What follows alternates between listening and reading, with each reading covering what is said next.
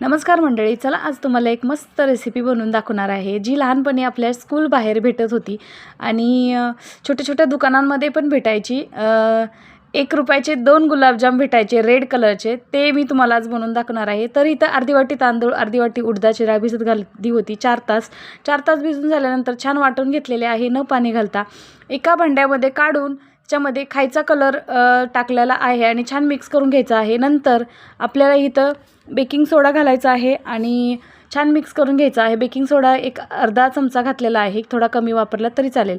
आणि इथं मस्त फेटून झाल्यावर कढईमध्ये आपल्याला छानपैकी असे बॉल तळून घ्यायचे आहे मंद आचेवर। बघू शकता अतिशय सुंदर कलर आलेला आहे। मी सगळे इकडे तळून घेतलेला आहे आणि आता पाक करणार आहे। तर पाक करायला कढई ठेवले, कढईमध्ये अर्धी वाटी पाणी घातलेलं आहे, अर्धी वाटी साखर घातलेली आहे। पाक अजिबात घट्ट करायचा नाही, साखर चांगली विरघळली की पाक झाला म्हणून समजायचा आणि हे गुलाबजाम त्यामध्ये ठेवायचे आहे। बघू शकता किती सुंदर गुलाबजाम झालेले आहेत।